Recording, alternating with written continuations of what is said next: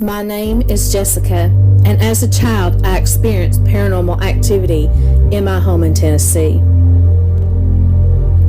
There are some things you just can't unsee. As a result, I started investigating the paranormal to see what all of this is about. I have captured lots of activity. I have captured spirits on camera and disembodied voices. As I go on my journeys, I learn more about the supernatural, and I grow in my spiritual abilities. I help those in need. This is Jessie's Paranormal Adventures.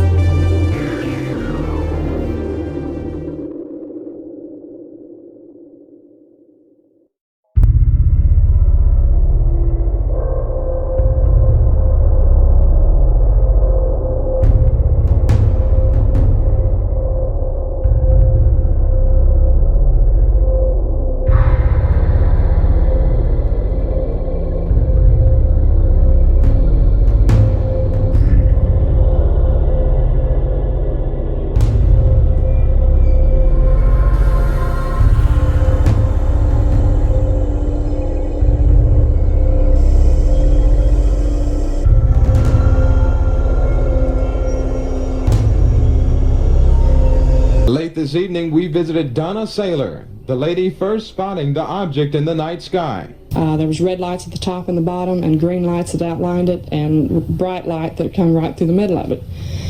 It would turn while we were watching it, and just like looking at a real pretty fireworks. There was no sound or anything that went out. It disappeared right in front of us, and we didn't see it fly off, we didn't see it do anything, it just went out. Yes, ma'am, I'll send an officer as soon as I can. Fred West had a call from a lady around Kelly's Chapel, said she saw an object with some lights on it in the sky. She thinks it's a UFO and she needs an officer to come check it out. You got to be kidding. Fyffe's assistant police chief on duty when Donna Saylor's call came in was understandably skeptical. So the chief walked into the station about that time. I was about to walk out, and I asked him if he wanted to go check out a UFO sighting. Kind of kidding. And he said, sure. I told him, I said, I'm serious, we got a call. So we drove down County Road 76 toward Miss Saylor's house, and we saw an object to the south of us. We just stopped on the road. We were still several miles from Donna Saylor's. The light glowed brightly and dimmed, and eventually moved off to the southeast. Again, the officers pursued. Well, what do you think it is, or was, or whatever?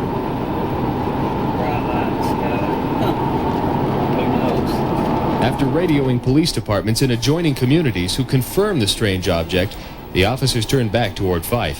They stopped when a nearby police chief called to say that an immense craft was headed their way. We stopped in a driveway and got out and saw an object coming toward us. It appeared to be an airplane at first. Cut the engine, Junior. The men described the craft as a triangular shape, metallic in color with 3 huge lights illuminating the underside, and though it was only 2,000 feet off the ground, it made no noise. Their experience was only the beginning. Fife, Alabama, population about 1,300, a town tucked away in the hills of DeKalb County, a place where farming is the lifeblood. So naturally, when something happens out of the ordinary, it becomes the talk of the town. This thing come flying straight at us and over us, and it had, I remember seeing a red light on it, and it had a white light, and it was just a big object. It didn't make a sound. That was the mystery part to me. Fred Works is talking about the bizarre object he and about 20 others saw last Friday night. I mean, I'm not saying I seen something from outer space, you know. It just unexplained, mostly because of the sound. There was no sound. It was just silent. Residents called the police department saying the UFO was shaped like a banana with lights on it. Now, all of this business about a UFO has caused quite a stir in the past few days. A local business printed this t-shirt. It says, "Welcome home, E.T." And someone created their own version of a banana-shaped lighted object.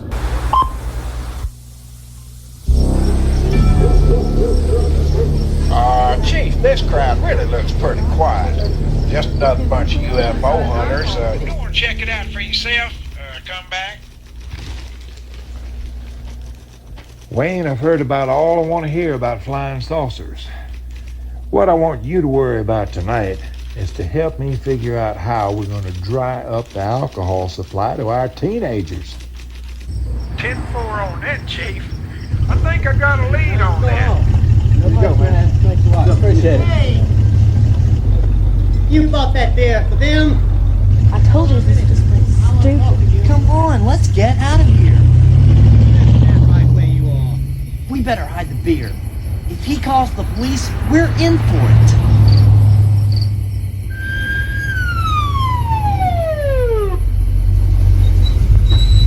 Oh, man, there goes my driver's license. Yeah, what about your scholarship? My dad's gonna kill me. What is that?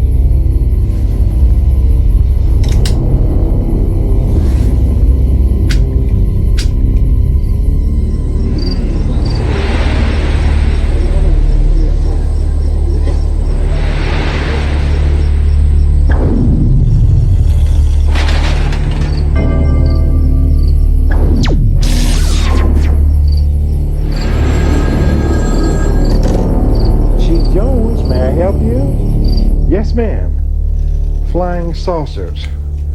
Uh-huh. Well, thanks for calling, man. We'll check on it for you. Goodbye. This may be Fyffe, but my name sure ain't Barney. I was at my mom and dad's house here in Fyffe, and it was at night, and we saw this light. Of course, it was very strange, like she said, nothing like I'd ever seen, and it was kind of hovering over, and it was almost like directly overhead, and then all of a sudden we were all talking and, you know, trying to get pictures, and it just took off, and it just left a stream of light, kind of like you see on the movies kind of thing. And of course, I had thought for years that it was the stealth fighter. I feel like maybe the government thought, hey, we're going to put lights on something like this and go through Fyffe, and everybody will just think it's UFOs. But the cattle mutilations, I think, was the scariest thing. That was even scarier to me than the UFOs, because it was just very scary to see something like that happen that was unexplained. Now, The cut on her jawbone was just real sharp, precise cut. A large incision, removing its sex organs, rectum had been cored out, tail cut off. Her milk sac had been cut out on the left side in an oval about the size of a basketball. It's a mystery that remains unexplained after 30 years of investigation. Some claim alien forces are responsible. Others claim cult activity or secret government testing. Cattle mutilation. The most recent outbreak appears to have been in a 3-county area of northeastern Alabama. Over 50 cases of mutilation have been reported in just the past 6 months. Organs appear to have been removed with surgical precision. So far, the farmers in the area have lost more than $40,000 in livestock. With such tremendous losses, the police department in Fife, Alabama, has launched an intensive investigation. Ted Oliphant is a Fife police officer who has personally investigated more than 30 cattle mutilation cases. We're finding the same thing over and over again. The sex organs have been removed from the animals, the tongues have been cut out of them, the jaw has been stripped into oval, clean to the bone, and all without blood. Who or what is responsible for the seemingly ritualistic slaughter of these cattle? Researchers have little to go on beyond these decomposing carcasses. And despite attempts to prove that a sinister force is at work here, some experts believe the mutilations are all the result of natural causes. It leads us to think maybe that animal is getting mutilated, but what's happening is predators, vultures, are also involved with that process. The indication that the predators are not responsible for these animals being cut on is the evidence of high heat at the excision, evidence of high heat in excess of several hundred degrees or more, according to the pathologist who studied the tissue samples. That pathologist is Dr. John Altshuler. He has studied suspect cattle tissue for the last 4 years. The tissue at the incisional areas is very firm, very hard, and looks burned. And the microscopic evidence clearly indicates that heat has been applied, and predators, to my knowledge, cannot do that. Here we have a photomicrograph taken of the hide from an animal where we've had evidence of burning. The arrow shows a pink color to the tissue underneath the lining of the hide. As we move towards the cut area, you notice a definite color change from pink down here to blue up here. This is a very typical change of exposure of tissue to heat. Other unusual evidence has been found at some alleged mutilation sites.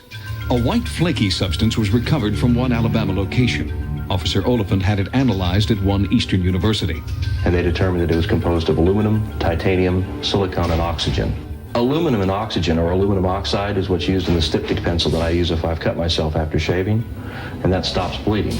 Perhaps that has something to do with why the animals don't have blood on them at the excision lines. In more than half of the Alabama cases, farmers report seeing an unmarked helicopter leaving the scene just before or after a cattle mutilation. They had a chopper in behind my barn. Had all my cattle rounded up in behind the barn. The chopper, when it appeared, it was kind of unordinary. It looked like it's sitting on a box, you know. Of course, it was big enough to get a cow in, you know. If they catch them hovering over their cattle and pasture, I'd probably shoot him. Probably shoot him. Loud helicopter noise, sounded like it was right over the trailer. Went out the front door, went over to my car, returned the seat, pulled out a handgun. I walked towards the edge of the trailer. I saw the helicopter. There's a light blue helicopter, no markings, no numbers, and it was hovering about 15 foot above the tree. I dropped my holster, and the helicopter veered off. I think the greatest mystery of this case is the lack of physical evidence that we found at the sites. Only in one case did we find that white flaky material. We haven't been able to find footprints, we haven't been able to find tracks or wheel marks or anything to indicate that anybody's even been in there. How do you explain that? We can't. My tendency to believe is it's something of a lot higher intelligence than what we've got in normal everyday occurrence around here. Don't really have any ideas who could be doing it or the reasons behind it, you know. You could get most of the parts they removed from a slaughterhouse for free, you know. Yes, sir, I run a meat processing plant, and I made a statement that I would donate them jawbone, the blood, their rectum, and whatever, you know, if they just asked me for it, and then they wouldn't have to kill these farmers' cattle like they do. Despite the willingness of the ranchers to cooperate with authorities in a larger scale investigation, most government officials are sticking to the predator theory. They do not believe that high tension lines in the area are somehow related to the mutilations. They also deny charges that the government is mutilating cattle in order to support new technology, replacing human blood with bovine blood. And what about the unmarked helicopters? Do they point to the existence of a conspiracy? I think the helicopters are doing the same thing we're doing on the ground. I think they're investigating who's doing this. They're trying to find out too. And because of their behavior, it's obvious that they'd rather have us think that they're doing it than what's actually happening. Whoever or whatever is responsible may never be known. The silent testimony of these mutilation victims has not been able to resolve the mystery. From what I've read just today, as a matter of fact, this was like on a Friday and a Saturday, Yes. as I recall. Yes. Now, so quite quickly, lots of people started coming to town from all over the world. Oh, it was amazing. I mean, as small as our little town is, it's probably not even a mile long. Yes. And it took us 35 minutes to drive through town. I think the next weekend, after all these UFOs were being seen, there were just thousands of people lining the streets, here at the park, all through town. I mean, it was incredible. It was just like bigger than a big city kind of people. It was just everywhere. People from all over the United States coming in and wanting to see the UFOs themselves. And few short months ago, Fife, Alabama was knee-deep in UFO watchers because of some sightings nearby. Now the pace is slower, back to normal. Assistant Police Chief Fred Work saw the frequent flyers. It's slowed down a lot, though, over the last couple of months. Every now and then we'll have people come in from out of town looking for a T-shirt or just asking, you know, in general, just curious about the UFO. There is plenty of countryside to choose from when picking a vantage point. If you want to scan the skies for UFO, here's a checklist of things you'll need. First of all, you'll need a camouflage coat so they can't see you. You'll also need a pair of binoculars so you can see them, a pair of sunglasses, the cool kind, a homing device, and also a copy of the National Examiner. The Foodland store is a local hotspot, now that they sell the national magazine that features Fife. I brought them in yesterday, and we've already sold out this morning. Already gone. Basically, it's sort of died out. There's still a few people, you know, still carrying their binoculars. The Baileys just plain missed it. I know that this is the biggest thing that's ever happened to this mountain, and I'm sorry that I missed it because it probably never ever happen again. There was something here then, and I believe that, and there'll probably be something else back. Remember, while you're out tomorrow, carry those binoculars. You never know what you'll see. Craig M., News Center 12.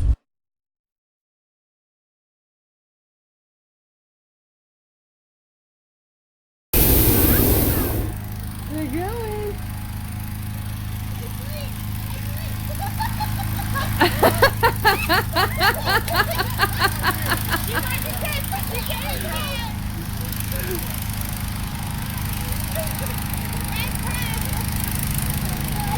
My hometown of Fyffe, Alabama, about 20 years ago or so, there was a rash of UFO sightings. And so many UFO sightings in one weekend, and statistically speaking, Fyffe, Alabama is the #1 hotspot for UFOs in the southeastern United States. So they have a festival to commemorate the event every year, and Fyffe, Alabama UFO Days. We go there to play it every year. Going back this time, it'll be a lot of fun. Wrote a song about it on the CD called Fyffe, Alabama UFO Blues. Well, me and a good old buddy of mine figured we'd have ourselves a good time, so we loaded up the truck for a weekend trip. He threw in his tent and I loaded my gun, grabbed some wieners and the hot dog buns, and then the Greens grocery to get some dip. Old Jim said he knew a place that was just there up the road a ways, right outside our hometown of Fyffe. Down County Road 50 past a one big hill is where his pa built this still, down that one dirt trail that cuts off to the right. We drove through the woods, and when I thought we'd turned wrong and gotten lost, a clearing came up and that still rose into view. Jim said, we just gotta watch our steps, I guarantee my pa'd flip if he found out we were down here drinking his brew. I said 10-4, buddy, as I stop the truck in the morning. When we're loading up, I'll walk behind and make sure we've covered our tracks.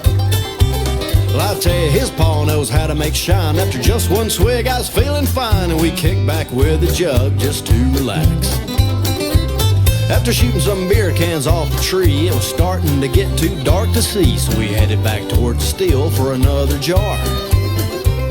Well, just about then, the whole sky lit up. I looked around, said I must be drunk. Just a minute ago, I could have swore it was darn near dark. I looked back at Jim, but he had stopped and his eyes were wide and his jaw had dropped. He was staring up at something just above the trees.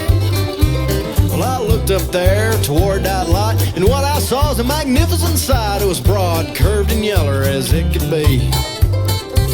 I don't know what sound flying bananas make, but I listened hard and there was no mistake. It was moving quiet as a breeze through the sky. Jim looked at me, I said, I don't know. He said, that there's a UFO, and he grabbed up the gun with a crazed look in his eye.